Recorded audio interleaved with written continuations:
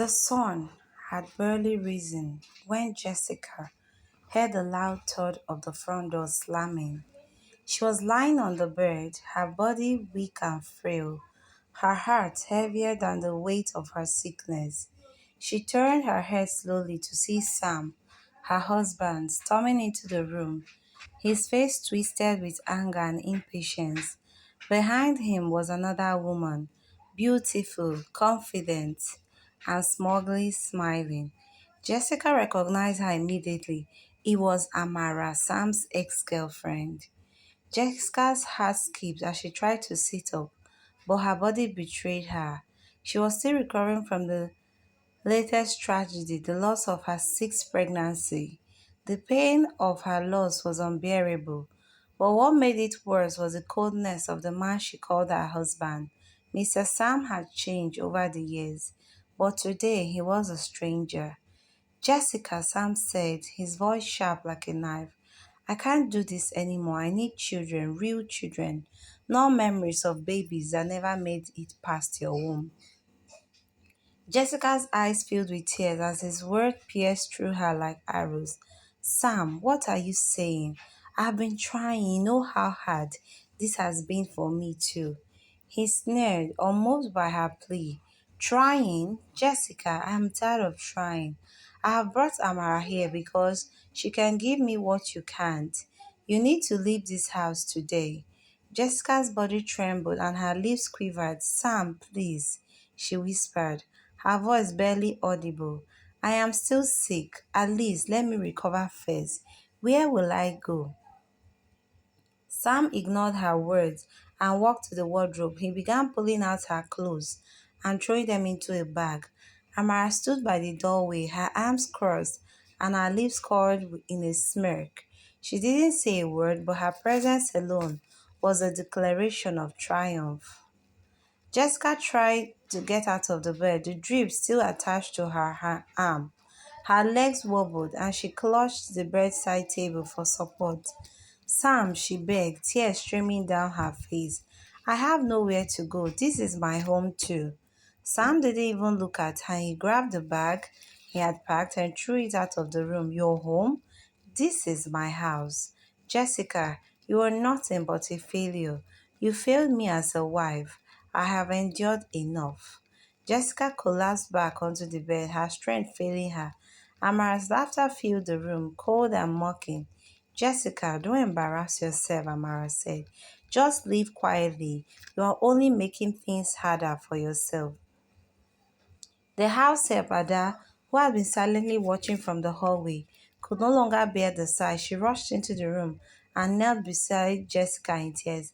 Madam, please let me help you, she said, her voice shaky with emotion. Jessica looked at Ada, her only ally in the house, and nodded weakly. Ada helped her to her feet, careful not to disturb the drip.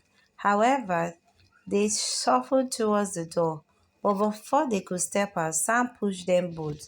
Get out, he shouted, his voice echoing through the house, and don't come back. Jessica stumbled and fell to the floor outside the house.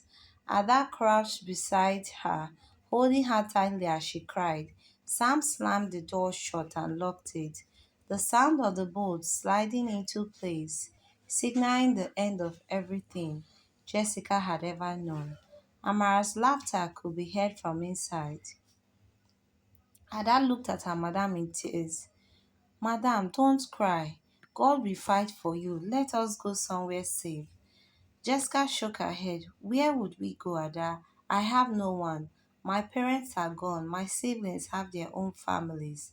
This was supposed to be my home. Ada hugged her tightly, her young heart breaking for the woman who had always treated her kindly. We will find a way, madam. We will. Jessica tried to stand again, leaning heavily on Ada for support. As they moved slowly down the road, Jessica turned back to look at the house she had called home for the past 10 years. It was no longer hers. The door was slammed, and the man she had loved was gone, replaced by someone she could no longer recognize. From the window, Mara watched them leave, her smile widening and triumphant. Inside, Sam poured himself a drink and sank into the couch, ignoring the faint sound of Jessica's sob fading into the distance. The sky grew darker. Madam, let's look for somewhere to stay till the rain stops. It's not good for your health, said Ada, still supporting Jessica as they walked. There is no need, Ada. I want to be under it so I can communicate directly with God through the rain, Jessica replied in tears. The rain began to fall, soaking Jessica and Ada as they walked. Jessica's step grew heavier with each passing moment, her strength waning. She looked up at the heavens, the rain mixing with her tears. God, where are you? She whispered. Why have you abandoned me? Ada tightened her grip on Jessica, shielding her from the rain as best as she could. Madam, don't lose hope. God will not abandon us. They kept walking, not knowing where they were going. But Jessica knew one thing for certain. Her life would never be the same again. The betrayal, the humiliation, and the pain were too much for her to bear. Inside the house, Amara could barely contain her excitement. She threw herself onto Sam, wrapping her arms around his neck as she laughed with glee. Finally, Sam, she said, her voice dripping with satisfaction. It's just the two of us now. No more drama, no more Jessica. To celebrate their newfound freedom, Sam went to the kitchen and returned with a bottle of champagne and two glasses. They popped the bottle and they had fun. Jessica and Ada struggled to walk through the quiet rain-soaked road. The cold rain water trickled down Jessica's face, mixing with her tears. Her legs felt like lead, and her breathing was labored. Ada held on to her madam, doing her best to support her, but she too was growing weak. Suddenly, the faint sound of an approaching car broke the silence. A sleek black car came to a slow stop beside them, and the window rolled down to reveal a young man with a kind face. He looked at them with concern, his dark eyes softened as he took in their soaked and exhausted form. Madam, are you okay? He said. Jessica tried to speak but couldn't find the strength. It was Ada who answered. Please, sir, we need help. Madam is very sick. The man nodded without hesitation. Come in, he said, stepping out of the car and opening the door for them. You shouldn't be out in this rain. With the man's help, they both climbed into the car, Jessica leaning heavily on Ada. As soon as they were seated, Ada slumped forward unconscious. God, what's happening? The man exclaimed, quickly adjusting the rear view mirror to check on her. Hold on, I'm taking you to the hospital. Jessica was too weak to respond, but she slightly prayed for that as the car sped through the rain. At the hospital, the young man who introduced himself as Raphael carried Ada into the emergency room while Jessica was helped into a wheelchair by the nurses. Raphael stayed by their side, his heart heavy with worry. He paced the waiting room as the nurses attended to Ada. Will she be okay? Raphael asked one of the nurses. She's dehydrated and exhausted, but she'll be fine after some rest, the nurse assured her. Ralph shook his head when Jessica was thanking him. Don't thank me. I couldn't just leave you out there. You both needed help. Ada regained consciousness after a few hours, and the first thing she did was look for Jessica. Madam, she said weakly, reaching for her. Jessica held her hand, tears streaming down her face. I am here, Ada. I am here. Raphael stood by, watching the bond between the two women. He couldn't understand how someone could abandon them in such a state, but he decided not to ask questions just yet. Meanwhile, Amara and Sam were living their best lives. They spent their days shopping, attending events, and cruising around town. At night, they hit the nightclub, dancing and laughing without a care in the world. To Sam, this was the life he has always wanted. Amara, ever the life of a party, basks in the attention she received wherever they went to. Jessica was a distant memory, and she was determined to keep it that way. When Jessica was discharged from the hospital, Raphael offered to drive them home, but as they sat in the car, Jessica hesitated. I have no home, she admitted quietly. My husband threw me out. Raphael was silent for a moment, processing her words. Then he made a decision. You can stay with me, he said. I live alone in a big house. You'll be safe there. Jessica looked at him in disbelief. I don't want to be a burden. You won't be, Raphael said firmly. I have more than enough space. Please, let me help you. Jessica nodded, too tired to argue. When they arrived at Ralph's home, she was stunned. The house was large with a beautiful garden and spacious room. Raphael showed them to a comfortable guest room and assured them that they could stay as long as they needed. You have been through enough, he said. Focus on getting better. 6 weeks later, Amara walked into the living room where Sam was watching TV. She had a radiant smile on her face and an envelope in his hand. Sam, I have good news for you. Here is the test pregnancy result. I am pregnant. Wow! Sam jumped to his feet and hugged her. This is the best news ever. I can't believe it. They celebrated the news by going out for dinner. Back at Raphael's home, Jessica was slowly regaining her strength. With Raph and Ada's support, she began to heal, both physically and emotionally. She spent her days reading, praying, and reflecting on her life. Though the pain of her husband's betrayal still lingered, she was beginning to find hope again. Raph, ever kind and patient, became a source of comfort for her. He listened to her stories, encouraged her to eat, and reminded her that she was not alone. Ada, who had fully recovered, was always by her side, offering her unwavering support. Jessica didn't know what the future held, but for the first time in a long time, she felt hope. Jessica had found peace again thanks to Raphael. His kindness and patience had helped her heal from the scars Sam had left behind. Raphael went out of his way to bring back joy into her life, taking her to places she had never imagined visiting. They visited serene beaches, vibrant markets, and cultural landmarks.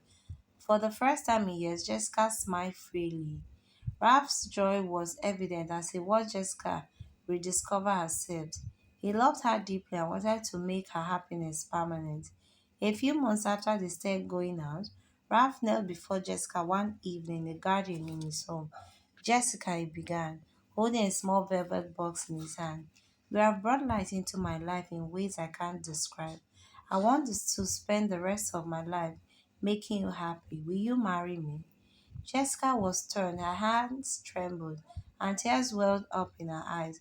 She couldn't believe that someone like Raphael, so kind and loving, wanted to marry her. I don't know, she stammered. I need to think about it. That night, Jessica confided in Ada. Ada, do you think I'm doing the right thing? What if I'm making a mistake? Ada, ever supportive and smiling, said to her, Madam, Mr. Raphael is a good man. He loves you and has stood by you through everything. You deserve to be happy. Don't let fear stop you. Jessica thought about Ada's words and realized she was right. The next day, Jessica said yes to Ralph's proposal. His joy was unmatched as he hugged her tightly, promising to love and protect her forever. That evening, they celebrated their engagement with a quiet dinner at home. A few weeks later, Jessica began to feel unwell. At first, she thought it was stress, but Ada encouraged her to visit the hospital. To her shock and joy, the doctor confirmed she was pregnant. Jessica's heart raced as she remembered the painful losses she had experienced in the past years. She couldn't bear the thought of losing this baby too. She prayed daily, asking God to protect the child. Lord, please, she whispered every night. Let this baby live. Her prayers were answered. As the months passed, her belly grew, and each milestone brought her closer to the realization that this pregnancy was different. Raphael was overjoyed and cared for her with unwavering dedication, ensuring she had everything she needed. At the same time, Amara's pregnancy progressed smoothly. She gave birth to a bouncing baby boy and Sam was over the moon. He threw a big party to celebrate. A few months later, Jessica gave birth to a beautiful baby girl. Ralph joy knew no bounds. Thank you, Jessica, he said. You have made me the happiest man alive. The arrival of the two babies brought joy to their respective homes. Both families were thriving and life seemed perfect, but fate had a twist in store. 2 years later, Sam and Amara's son, little David, fell seriously ill. The boy had been running a high fever and struggling to breathe.